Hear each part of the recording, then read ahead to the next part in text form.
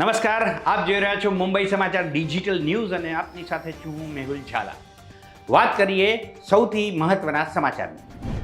આમ આદમી પાર્ટીના રાજ્યસભા સાંસદ સ્વાતિ માલીવાલ પર સીએમ આવાસમાં મારપીટનો મામલો પ્રકાશમાં આવ્યા બાદ રાજકારણમાં હલચલ. આ મામલે નવી અપડેટ્સ મુજબ દિલ્હી પોલીસે કેજરીવાલના પીએ વિભવ કુમારની કરી અટકાયત. બિહારની સિવાન લોકસભા સીટ પર પ્રચાર માટે આવેલા આસામના સીએમ હેમંતા બિસ્વા શર્માએ ભારતમાં મુસ્લિમોને અનામત આપવાના વિચારનો કર્યો સખત વિરોધ.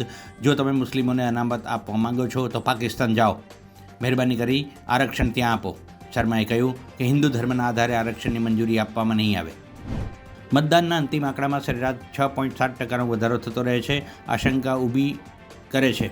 આવું જોવા મળ્યું ચારેય તબક્કાના મતદાનમાં. વિચિત્ર વાત એ છે કે ચૂંટણી પંચના મતદાનના દિવસે બહુ તો બીજા દિવસે મતદાનના અંતિમ આંકડા જાહેર ના કરતા દિવસો પછી અંતિમ આંકડા કરે છે જાહેર. પરિણામે ગડબડીની આશંકા.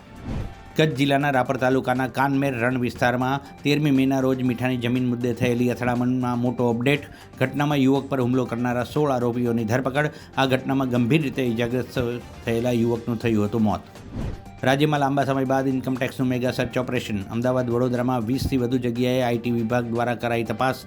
અમદાવાદ અને વડોદરામાં મળીને કુલ 27 જગ્યાએ ઇન્કમટેક્સ દ્વારા દરોડા અને સર્વેની કામગીરી. ઇન્કમટેક્સના સર્ચ ઓપરેશનમાં બેનામી સંપત્તિ મળે તેવી શક્યતા. ગુજરાતમાં પ્રખર ગરમી. હજુ એક સપ્તાહ સુધી કેડો નહીં છોડે આ ભીષણ ગરમી.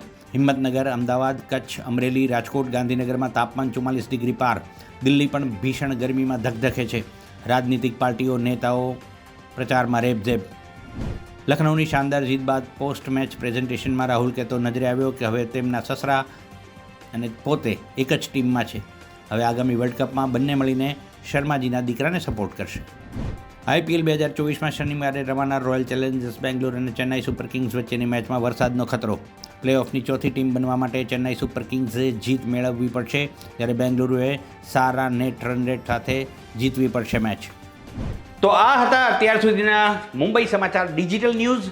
વધુ સારા અને તાજા સમાચાર સાથે જોડાયેલા રહો મુંબઈ સમાચાર ડિજિટલ સાથે. ત્યાં સુધી મને રજા આપશો. નમસ્કાર.